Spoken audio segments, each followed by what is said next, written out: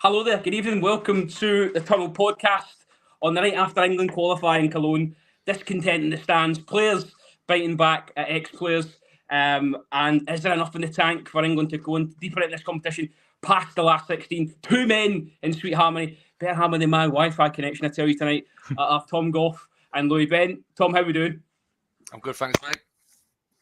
Louis, listen, delighted as special guest to join us. I promise you, if you ever come back, it'll run a little bit smoother. I've had an absolute nightmare to start this one off, but listen, delighted to have you. Thanks for coming on. Thank you for having me. Yeah, looking forward to chatting all about England. I don't know whether I'm looking forward to chatting England, but I'm sure we'll get into it. Absolutely. And Tom, A-star for that performance there and bringing us into the pod. Hey, I was nervous. I was sweating, honestly. No, you've done brilliant, mate. You can do that again. Okay, then, let's go back 24 hours because a lot of build-up. Tom, a lot of fans shouting for a lot of change. The lineup rolls out at 7 o'clock and we see just the one change, which actually had sneaked out probably a day or two before.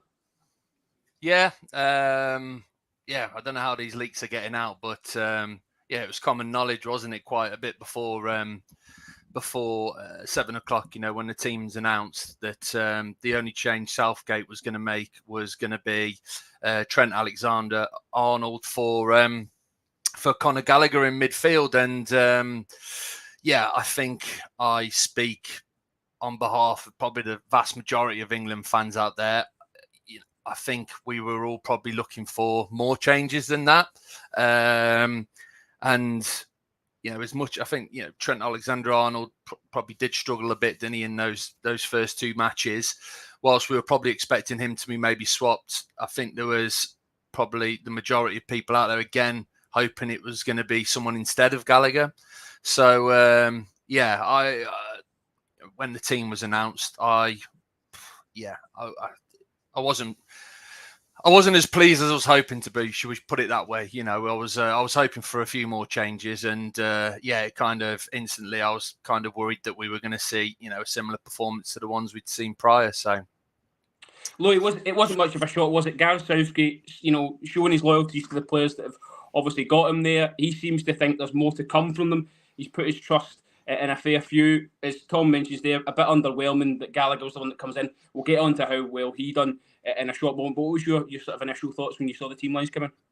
Yeah, I was pleased to see Alexander-Arnold sort of get out of that position, to be honest. It was obvious that experiment, as Southgate called it, didn't go to plan and didn't really work. He was, in the first couple of games, wasn't really given, I suppose, the passing options ahead of him to be able to flourish in the way that he perhaps does for Liverpool, maybe from a right-back position with those long sprayed passes. I don't think we really had the personnel in the side to suit that, as well as him being caught out of position for quite a lot of transitions and counter-attacks. So I was relieved to see him out of the lineup, but then I looked down and saw who was in his place, and I was a little bit like, ooh, okay. I'm not surprised by that because we know Southgate loves Gallagher. He's called a manager's dream by virtually every manager he's played under so far because of the way that he presses and the way he works hard and gets about people. But I just thought he wasn't quite the profile that I was looking for in the lineup for England in that game. Slovenia, very compact, very tight, very organised. I think there was a need for somebody to either carry the ball through the lines, somebody like Kobbie Mainoo, or somebody to punch the ball through the lines with passing, with somebody like Adam Wharton, who I'm a huge advocate of. I'm sure we'll get into that at some point today, but I felt there was room for somebody a little bit younger and a little bit of a different profile to somebody like Gallagher, who essentially was playing on the last man for large parts of the game, so wasn't quite the fit for a low block or a organised team like Slovenia. So I was a little bit disappointed for that decision in midfield, but I did get Alexander-Arnold going out because it didn't work in the first couple of games. Yeah, Tom, you look at that first half, probably the highlights, the offside goal. I'm sure England did seem to, in places, move it a lot quicker than they had in the previous two matches. And when you're playing against that sort of low block, the two banks of four, you need to be sort of shifting them around a lot quicker than they have been in previous games. Yeah, you're right. There was a couple of moments in that first half, and like you said, the disallowed goal where Foden was played through, wasn't he, down the left-hand side, and he pulled it across for Saka to tap in. But yeah, he was obviously quite a bit offside, wasn't he, Foden? But yeah, it was some good build-up play, and I think we were messaging each other, weren't we, on the chat that when you move the ball quickly, you cause problems, don't you? When you show a bit of kind of attacking intent, like you said, and try and move the ball quickly between players. Even if you're moving the ball quickly sideways, it just does wonders in kind of throwing the opposition off and keeping them second guessing. And I was just hoping after that nice little move, that we were going to push on from there, because it was like. There was a few moments in that first half where, like you said, it was better. It was much better than the previous match, and I was just hoping that was just going to kind of ignite us, and we were going to move on from there. But it didn't really happen. After that opportunity, it just went flat once again, and it played out like that until probably much later on in the second half when the substitutions were made. So. Yeah, it was good for that 30 seconds or a minute or so, where we did link up nicely on the edge of the box, and all our, star players kind of linked up together really well. But yeah, it didn't last very long, did it? That was it. I genuinely was watching it thinking, that's it, they're up and running. That's going to be the instigator. That's going to get them going. And obviously it ruled off correctly so. Louis, Harry Kane, again in the first half, dropping into those really deep pockets, at times stood alongside Jude Bellingham and almost getting in his way. Mm-hmm. Yeah, I think obviously we're drawing to Gary Lineker's criticism of it, which I know that we discussed over that DM, but I think it was very unusual to see Kane sort of getting in Bellingham's way. I think a large part of the time during this tournament so far, we've seen Kane dropping deep, but still being on his own in that area. But I think last night it was very odd with the way that he was dropping deep, but also not really creating any space for himself. There was a lot of dropping deep with a defender on his back, with little or no effort to try and get the ball in an area of space. He's so good with his back to goal and turning towards goal and then cracking a shot from, say, 20 yards or so. But he wasn't really making that effort to bounce off the defender, give him a little spin or get a fake to go one way and going the other. He wasn't really doing any of that. And as you say, he's getting in Bellingham's way quite a lot. Bellingham, obviously, not quite the player that you're going to have going beyond Kane, but certainly a player that you'd like to have behind Kane and potentially picking up those cutbacks when the ball's being crossed into the box. So there was that sort of element where you're feeling like somebody needs to get beyond Kane and sort of attack the goal, be a little bit more direct with their running. And I felt that the profile ahead of Kane just haven't been quite right for him. At the same time as Kane's not really been making much space for himself, the profiles ahead of him, you look at the teams he's been in with Spurs. He's had Heung-min Son to run sort of diagonally towards the goal. He's had Leroy Sané at Bayern Munich, Serge Gnabry as well. But in this team, he doesn't really have that. He's got Saka who hugs the touchline. Fine, that's his role. He's very good at what he does. Foden wants to come to feet. That's great, but Harry Kane's not going to flourish with a player that comes to feet next to him. He needs players to be running directly towards goal, and I thought Anthony Gordon would have been a natural choice to play that role. But yeah, it's Southgate's choice to pick Foden on the left-hand side, and it's clearly inhibiting Kane a little bit. But also, as I say, Harry Kane needs to do more, as Gary Lineker rightly articulated in that bit of criticism that caused so much stir in the England camp, seemingly. We will come on to that left-hand side and Anthony Gordon, Phil Foden momentarily. But Tom, I want to come back to you just on Jude Bellingham. Louis makes some great points about him. Is he a player that's looking actually shot a little bit, exhausted? You look at how many times he lost the ball last night. That's not his game. That's not something we see him doing often. Yeah, well, I think it's a combination of two things. I think what Louis said there is spot on. I just think that Kane, Bellingham and Foden on that left-hand side, I just think it's not working. Like you said, they're just almost getting in the way of one another because they all like to play in that pocket, don't they? They all like to drop deep. They all like to play in that space between the lines, get onto the ball as much as possible. And even though Southgate's probably tried to drill them and coach them into not doing that, they just seem to naturally be kind of gravitating there, don't they? And yeah, it is. It just seems to be a case that they're just getting in each other's ways, or when one of them's getting on the ball, the other players, they're just not in the positions that they need to be to, make those links. So yeah, I definitely think that's a big part of it. But I do think also that, Bellingham does look tired, in my opinion. I watched the Champions League final and there was kind of a few kind of question marks, weren't there? And a few murmurs after the Champions League final that, that Bellingham looked tired. He didn't have particularly his best game in the final.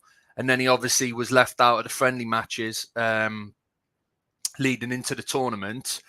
But, you know, I thought he played really well in that first game. He obviously scored the goal that won us the match. And, I think he got man of the match at the end of it. You know, he played well for kind of an hour or so, you know, until, you know, the game, we started to drop off a bit, didn't we, towards the end of that opening game against Serbia. So, yeah, I think I was talking to you earlier. He was really poor last night, you know, and I think I've seen there's been so much, obviously, doing the rounds on social media, you know, and Twitter after the game. But, you know, one thing I have seen is that Bellingham, he seems to be one of those players that's maybe avoiding a little bit of criticism for whatever reason. You know, certain players within the squad. It's like it for any football team, I think. You know, certain players seem to get more criticism aimed at them, don't they, after poor performances than others. And Bellingham seems to have kind of escaped a bit of criticism, but I think he has been poor in the last two matches. And like I said, I think it's a combination of things, you know, tiredness, fatigue, but the system that Southgate's playing also, you know, and the personnel. There was rumours before, I think, the tournament started that he needs some shoulder surgery. I think he's had some issues with that back end of the season with Real Madrid. So interesting to see if he's going to, you know, take that on and maybe miss the start of next season, but that'll probably come out after the tournament finishes. Look, to come back on Conor Gallagher, you know, he was hooked. It wasn't really working in there, and then they bring on Kobbie Mainoo and Powell. You know, England come back to life again. Yeah, because I think Kobbie Mainoo, as I said, is somebody who can carry the ball through those lines, through those compact lines, got very good footwork. He's very clearly a really intelligent footballer. He knows the space he wants to get into, and he knows how to sort of funnel the ball from defence to attack with maybe not with passing, but with dribbling and from turning. He's one of those sort of press resistant players that in a way where he can turn and he can run at people and take players on, and he draws people in by doing that. He creates these sort of swellings in these systems of people like teams like Slovenia, who if he takes on one and he beats them, then another player comes over. If he beats them or passes it off, that's two players taken out of that block that makes space for somebody else. So, yeah, I thought it made a huge difference that Mainoo came in. He's not my choice. My choice would be Adam Wharton for teams like Slovenia who play in those blocks, because you can really zip passes through, especially if players are coming to feet in the way that we've described already in the show. But I think Mainoo looks like a player who could do a lot better job than perhaps Gallagher could. I think in this system, Gallagher maybe isn't the player to play unless you're playing maybe one of the bigger sides, which I'm sure, as we'll discuss in the run towards the possible final or any of the other rounds, it looks like we're going to be playing a lot of teams that are going to organise well against us. So I think Mainoo did really well, but I think Gallagher playing on the shoulder of a lot of the defenders was a little bit of an odd choice. He's one of those players that likes to sort of stretch teams, but I think in this game it wasn't quite working because of obviously how deep Slovenia were at times, and also how they managed to be so organised. I think it wasn't quite working. But I think Gallagher's not necessarily an awful option in the midfield if you are going to play some teams that are maybe a little bit more ball dominant, and you need somebody to be a bit more productive with the ball winning aspect of the game, which maybe Mainoo and Wharton don't have 100%. But yeah, I thought Gallagher was probably rightfully hooked, and I think they needed something a little bit more positive on the ball with Mainoo, and yeah, it worked a lot better. And you know, obviously seeing the compilations doing the rounds on Twitter this morning, I look back and I see quite a lot of smart turns in there, quite a lot of flicks. Could well have gone in on goal should Harry Kane have played a ball through to him. So he's definitely been very progressive in his moving, and that's really exciting to see. And yeah, he did well in the second half yesterday, and I thought it was nice to see Southgate give somebody a go. And I think it was maybe the pressure of playing somebody like Gallagher or Trent was getting to him, and maybe he threw one of the youngsters on him just to hope that they might do something, and lo and behold, they did. I think Tom's now, it's contagious. He looks like he's contracted some internet issues. He's disappeared. I'll stick with you then, because I say Kobbie Mainoo spoke really. Oh, he's back. Tom, coming into you there. Kobbie Mainoo, he spoke really well after the game, and there was a point actually when he was asked about, you know, is he ready? And he said, "Look, me and Cole Palmer are chomping the bit here. We're desperate to get on, and when we do get on, we're going to seize that chance." He definitely seized that chance. That jersey's his now to lose, right? You'd like to think so. Wouldn't you? But this is the problem that, you know, the England fans have got with Southgate, is that yeah, you'd just hope that that second half showing where still it wasn't a fantastic performance from the team overall, but Maino coming on replacing Gallagher, it definitely did improve things, especially just in like Louis said, just moving the ball through the lines quicker, and him just actually trying to drive forward and take men on and just try and make something happen. He was 10 times better than what Gallagher produced in that first half. So I'd like to think, and I'm hoping that he'd get the nod over Gallagher in the next game. But this is the thing, I'm not so sure he will. Especially I think it's looking likely that we're going to maybe be up against the Dutch. I think I saw some sort of graphic earlier. I think it was yourself, Rob, who shared it, that obviously the fixtures tonight can have a say in it, but it's something like 70% likely that we're going to play the Dutch. And I know they've kind of stuttered a bit in the group stages in getting through, but they've got a better squad of players than the teams we've played so far, haven't they? So I wouldn't be surprised if Southgate keeps Gallagher in that starting position. I wouldn't, to be honest with you. And I'd be bitterly disappointed once again. Look, I don't like hammering players because Conor Gallagher. I'm not gonna because Conor Gallagher he was obviously he had a loan spell at the Baggies, and how he played at West Brom is how he plays now for Chelsea and England, and that he gives 100%. He's just very much an engine in the middle, isn't he? Nothing too overcomplicate from him, but defensively he's superb. Doesn't stop running, hassles players, wins the ball back and moves it on. He does a good job at what he does, but that's not what England need at this moment in time. Because he's got the best player, arguably the best player in the world at this moment in time next to him, who does that. You know what I mean? He does the same job as him, but he's a better player and he offers a bit more going forward. So, for me, Gallagher, he can't start Gallagher again alongside Rice because, the troubles we've had further up the pitch, which you're probably going to come into with, Kane and the guys that have been starting out wide. A lot of that is stemming from what's getting fed to him from midfield, and I can, if he was to continue playing Gallagher in the middle, I don't think it's gonna improve anything. So.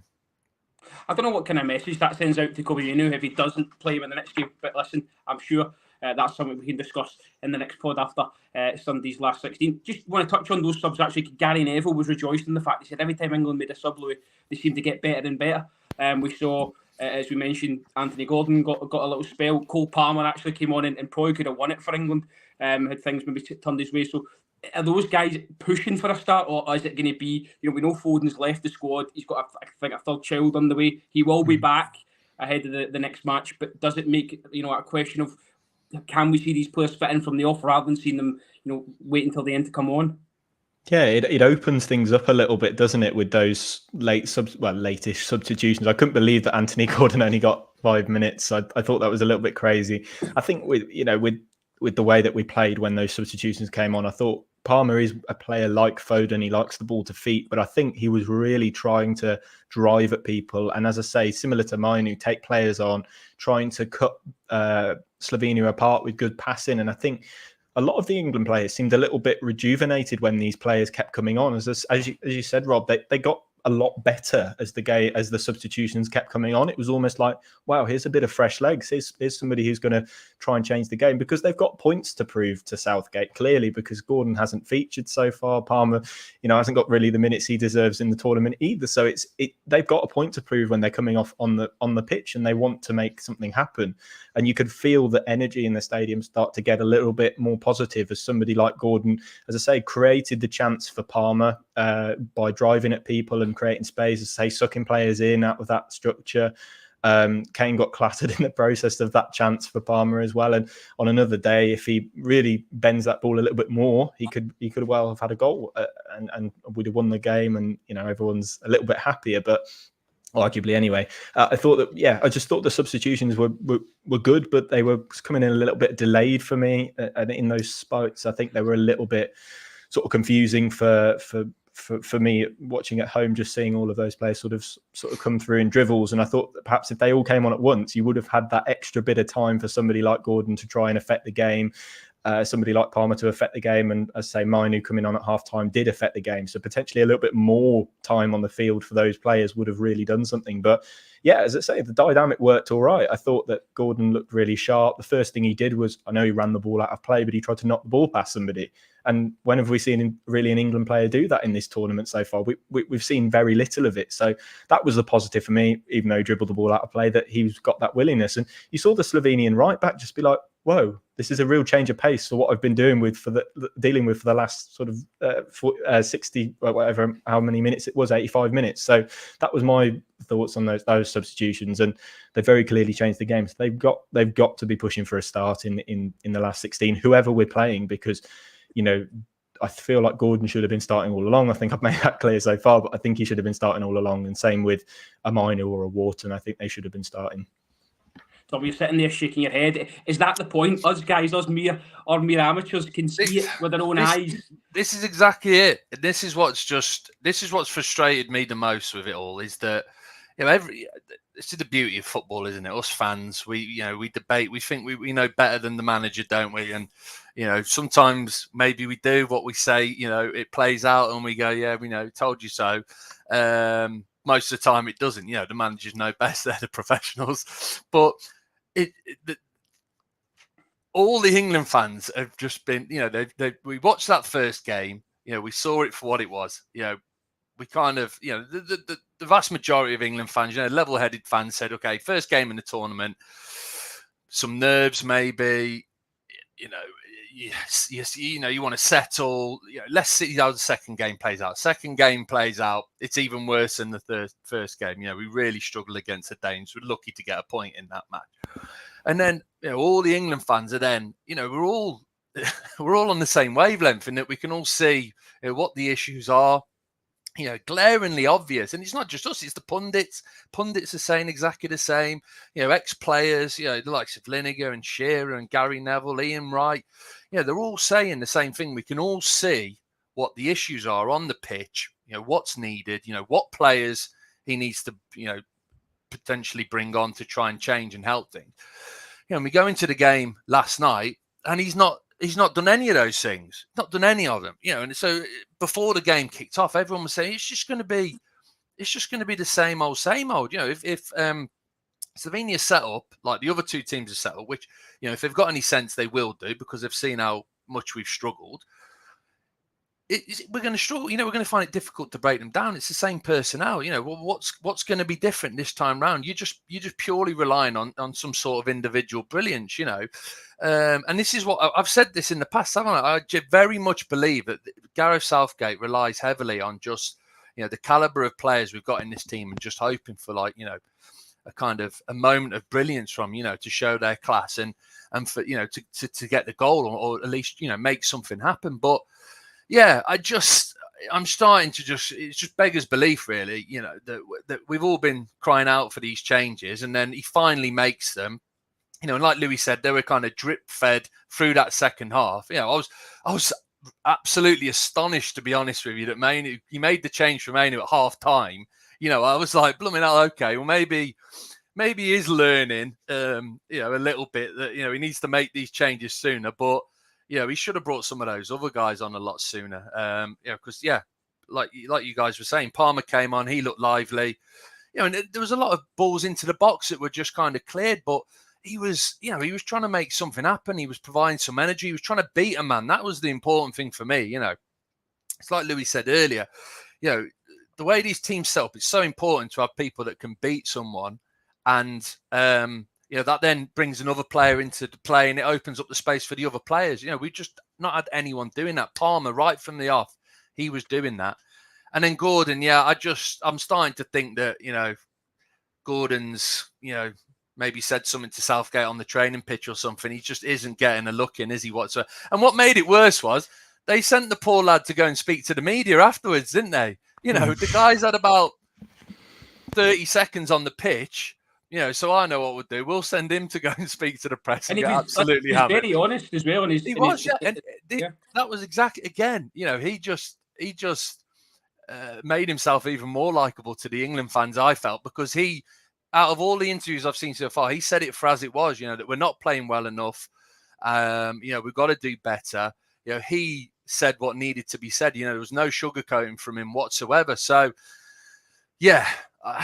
it's kind of it's just kind of getting a bit lost for words, really. I don't know what to say. With Southgate, it's just becoming a bit baffling. I find, it's all a little bit odd. I genuinely do believe something's not quite right in the camp, in the squad. I don't know. Something just feels a bit odd and a bit off, in this tournament. That's just my take, anyway. We'll come on to sugarcoating in a minute, but Louis, if England got a problem at left back, I heard Ian write that, and I had to rewind it. I couldn't believe what he said. He get Saka at left back. Yeah. I found that bizarre, but that's probably just the extent of the issue they've got in that position.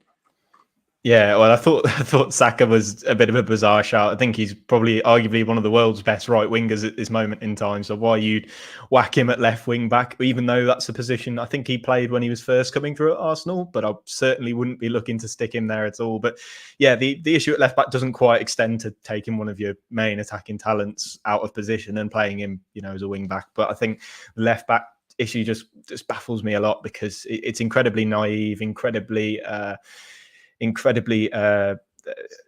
problem, really, that somebody like Shaw was allowed to get on the plane, really, with the injury issues that he's having at the moment, but also allowed to be the only left back or left-footed defender on the plane at the moment was crazy. I mean, there are a lot of young English left backs that haven't quite really ripped the Premier League apart yet, with people like Turek Mitchell. I thought Alfie Doherty was really nice for Luton Town last season. I thought that even somebody like Leif Davis at Ipswich Town was just a real outside chance, but just another left back. Even Ben Chilwell, I know he's not been fantastic for England and didn't perform too well in the friendlies, but he's at least a left-footed outside defender who can whip a cross in and potentially just change the dynamic. I think we've got a really negative partnership on that left side of the pitch, where both players are trying to come inside. And for me, you can have really good balance in the team. I think I tweeted about this yesterday, but I think having balance in a partnership is really important. So for teams like Manchester City, Foden would come inside off the left, but he'd also have somebody, I know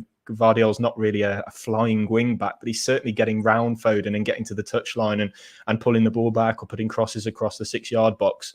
And I think that's what you need in a team. You either need one player on the left-hand side, just for example, to stay wide, and one player to come inside for it to be a nice partnership. It's cohesion. It's part of the game. Yeah, and I think with those partnerships, it works when you have one of each, because defenders at the moment against England are only defending that space inside the pitch. And it makes it easy for them, because teams like Slovenia don't want to be stretched. They don't want wide players on the touchline, dragging them out of their system, creating more gaps. It's not what they want. They want to be able to defend inside. And Slovenia were targeting the left-hand side with a press. They were trying to get us to play that way. They were happy for Trippier and Gay on the left side of the centre-back pairing to drive in, to have the ball and to drive into space, because they knew once they get down that left-hand side, there's only one way they're going, and that's inside, and we're happy to defend that space. So that was the baffling part for me. And yeah, as I say, it's a bit of negligence from Southgate not to bring another left back, at least just to give us something different. Southgate's comments post-match, after he'd taken a barrage of waste paper cups to the head, he said he was very, very proud of the players. Said they controlled the second half, created chances, very happy with what they did, showed more with the ball and improved from the last game. Now, Tom, I know you, on top of this, from what Harry Kane said, just not happy with what's coming out of the England camp in terms of just honest assessment, Anthony on the side. Yeah, 100%. Look, I get, there's always going to be a level, they're not just going to start absolutely battering their teammates, are they? And ripping into them and slating the performance, etc. I understand that, I get that. But yeah, you can't go too far the other way in that, you're trying to pull the wool over our eyes, so to speak. We've all just sat there and watched, that 90 minutes of football and how kind of, poor it's been, in terms of a spectacle and just, entertainment, chances created, etc. We're not idiots. We've just watched that. We know what we've just witnessed. So, Yeah, that's one thing I don't think has helped the situation, to be honest with you, because like I just said a bit earlier on, Gordon came out and he wasn't super critical, or he wasn't picking out individuals or anything like that. I don't think he said anything untoward, in any way whatsoever. But yeah, he was just honest in that. Look, these are the positives. One being that we've won the group. We've topped the group, and we've gone through. We've got through to the knockouts as group winners. Which will likely give us a better route now in the knockouts. But then, he rightly said that they're not performing well enough. We can play better. There could be changes, things that can be done. We've got to work hard on the training pitch and so on. Whereas, the likes of Walker and Kane, who are, Kane's obviously captain and Walker's one of the more senior players within the team. I've been annoyed in that they've almost kind of been pointing the finger back at the fans, saying, almost saying, kind of wind your necks in, what you expecting, we're top of the group, we've gone through as group winners, kind of, why are you moaning and groaning? And Southgate, he's obviously he's a very articulate man, Southgate. He always speaks well, but even Southgate himself, has had a few kind of sly digs, I think, at the fans.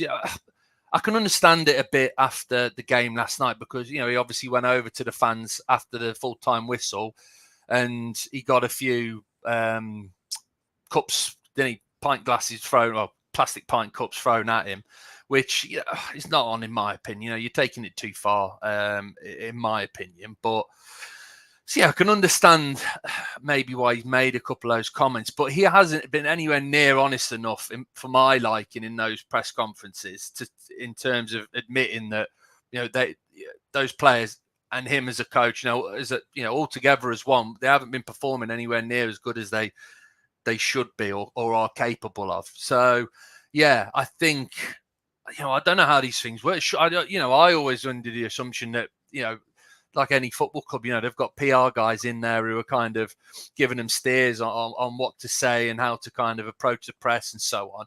If I was them, I'd be saying, look, I think we've got to kind of tone it down a little bit in terms of kind of, a little sly critical finger towards the fans, and needs to be a little bit more acceptance there that we're not probably doing as well as we should be. So yeah, it's been a bit. I've been a bit frustrated with the kind of post-match interviews, Southgate and players. Louis, we'll come on to you here, because I know you analyse opponents quite intensely. So obviously your Spain blog the other day there, very, very good. If the Czechs don't beat Turkey tonight and Georgia don't beat Portugal, it is looking like it is going to be the Dutch. We saw Austria stun them yesterday as well. What sort of threat do you see them posing, this particular England side, in the way England are playing at the moment? I think just with Netherlands, I think they've got obviously a strong way of getting through an opposition, which I think could cause England some problems. I think Austria did them in the press for the first 45 minutes against the Netherlands. I think they really had by the scruff of the neck. But I think Ronald Koeman, I think, is a little bit inept as a manager on the international stage, to be honest. But he did have a little bit of a flap about with some tactical changes. He brought one of the right backs inside to the middle of the midfield and caused an overload in there, which basically meant they could get through Austria's press. So they're not as probably bad as maybe I thought they were yesterday. So I had obviously a good watch of them and managed to analyse them in a piece this morning. But I think with Netherlands, they're very good at cutting through the opposition. They've got some bright players. Definitely when they get it into the front four of Simon, Gakpo, Depay, I think they're really good at getting it forwards into those. And once they're in with that, it's all down to that individual quality. But they certainly have a way of getting through the opposition. They can create those overloads. They've got some very good fullbacks as well, in my opinion, Netherlands, and they're capable of creating overloads. I do worry for England whether the Netherlands might just step it up a little bit with their press. I think England have had a lot of sort of static teams who are willing to sit deep. I think Netherlands could potentially step it up against England and start to really try and take the ball off them. I think with England, over the last couple of games, we've seen a lot of loose passes, a lot of sort of just odd passes 2 yards or a yard the wrong side of a player, which has caused them to overstep. And I think a lot of loose passing, which I think Netherlands will try and exploit. And I think they did at times against Austria. See, Austria are very gung-ho in the way that they press and the way that they try and get the ball forwards quickly. And I think Netherlands were a little bit vulnerable to that at times, which is worrying for England, because England haven't been getting the ball quickly at all. As Tom discussed earlier, that's the way that you break teams down. But I think England obviously haven't got the ball forwards quickly, which is going to be a problem for them against the Netherlands, who can sit deep, but they can also press. And I think they press England if they know what's good for them, because England don't seem like they have a really clear way of playing out from the back. But yeah, that front four of the Netherlands is worrying for me. They've got a lot of individual quality, and certainly a lot more than any team that we've played at this tournament so far. So I feel like that could be a real, obviously just an issue, but I think definitely in terms of their press, if they know what's good for them, they should step up and try and take the ball off England from the source, and they might well do that to try and force the issue. Let's hope Ronald Koeman's not watching this tonight. He'll be pinching your ideas there. Tom, is this a better game actually for Harry Kane up against Virgil van Dijk, who's probably again not looked 100%? I'm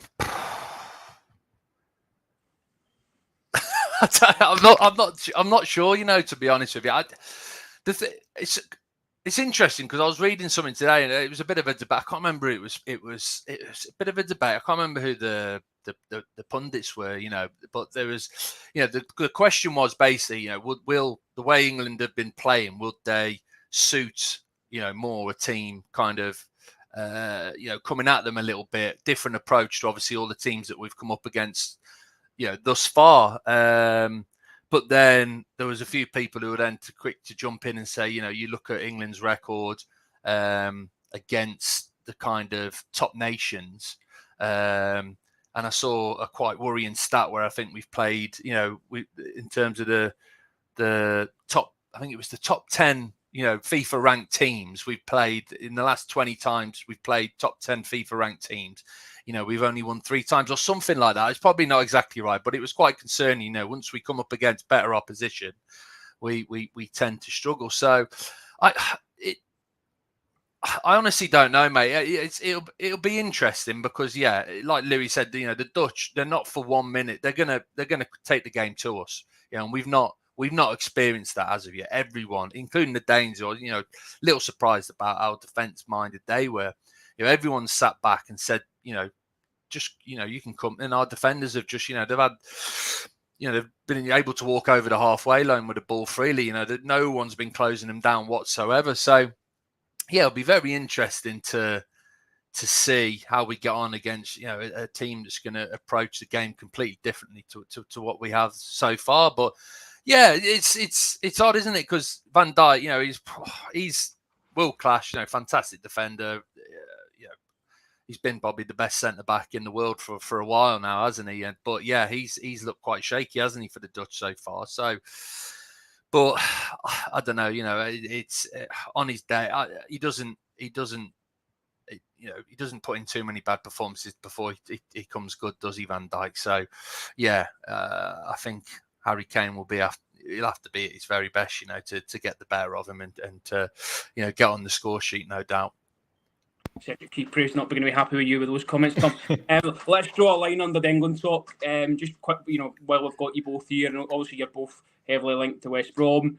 The fixtures have came out, today. Excitement building ahead of the new season. Louis, what do you think at the start? Yeah, QPR is a difficult away trip to start the season. I think a lot more difficult than perhaps people give credit to, and obviously leads the game after, which is probably bit of a nightmare. But I look down the fixture list and I don't see too many teams that are actually that weak at all. I think all of the teams in the league are actually going to be a really difficult test. I can't see any real outstanders for promotion, and I can't really see many outstanders for relegation. It's going to be really difficult. But QPR on the first game is a little away as well in that tight Loftus Road, really tight stadium. We've not done well there in the last game where we played. And I think Martí Cifuentes is a really, really quality manager. And I think with him in charge, obviously we've seen the stats. If he was in charge the league only started when he came in, they'd be something like 4th or 5th in the league, which is where Albion obviously finished. But I think it's going to be tricky to start with QPR. They're going to be very, very high intensity. They're going to get some good additions this summer, I feel. And yeah, it's a little bit of a nightmare start, to be honest. And then to Leeds, who are going to really be chomping at the bit to get promoted, whatever their squad looks like after the heartbreak in the playoff final. So a little bit of a nightmare start, but the running doesn't look too bad, I think, from looking at it. Only Luton really in there that are going to be a huge test on the last day. But I think there's 24 teams there that could finish literally anywhere, and the same with Albion. Really, we could really finish anywhere, but I'm hoping it's towards the top end of the table. Tom, still a lot of time to go before the season kicks off in earnest. It looks like a different name getting linked every day. The latest, Josh Windass. Do you see that Carlos Corberan's got to bring in 5 or 6 new players, or do you think keep the nucleus of what he had? Yeah, I think there's going to be a lot of. I think Corberan's going to be trying to do quite a bit of business, to be honest with you, because we let quite a few players go at the end of last season. A lot of guys who were out of contract, didn't get their contracts renewed. A couple of our key players, Kipre, Alex Mowat, Carl Bartley, were still waiting for them to make a final decision as to whether they're going to sign a new deal with us or they're going to look elsewhere. I think Kipre's probably going to go elsewhere, but we're hoping that Mowat and Bartley stay with us. But if all 3 of those guys go as well, Corberan's going to be looking at half a dozen at least, because we just need those numbers just to kind of boost the squad. I think we've got 13 senior players now with all the guys that were released at the end of last season. So, it's going to be an interesting summer. I'm excited because, we've got new owners in now. And, they've just been a breath of fresh air since they've come in. And they released a statement a couple of weeks back basically saying, we can't get carried away because of all the financial fair play, regulations, etc. They can't come in and just start throwing loads of money at the club because, we'll get in trouble. So they've said, we've got to be shrewd, but in the transfer market, but, they're going to back Corberan. So, I think it's going to be interesting. But Windass, I think we're going to be looking at making a few of those deals, guys who are out of contract, that, we know that perform at this level, got a good record at this level, could come straight into the team. But hoping for a few more of these kind of football manager gems as well. It looks like we're close to signing some Danish centre back / left back, which if any Albion fan out there says they've heard of him before, then they're just lying through their teeth because I certainly had no idea who this guy was, completely out of the blue. So I'm hoping we a few of those kind of gems as well are brought in, guys from the continent that we have no idea who they are, because when I remember back when we were quite successful under the likes of Tony Mowbray and Di Matteo, we were quite well known for bringing players in like that, these kind of unknowns from the likes of Scandinavia and Slovakia and Slovenia and these kind of places, and they're making a name for themselves. So it's going to be an interesting summer. I think it's going to be plenty wheeling and dealing. Okay, that's plenty, lads. Thanks very much for your company tonight. Tom is going to play out the outro and then end the show. He's been texting me, and obviously I'm on my phone. I can't reply to him. So we'll be back probably early into next week after the round of 16 fixture. Louis, amazing as always. It was great to have you on. You're welcome back anytime. And we'll have some special guests coming on as well. So we're looking forward to seeing you guys next week. Like and subscribe as always. I'll leave a comment if you don't think we're doing what we should be doing, and we'll see you on the other side. Thanks very much.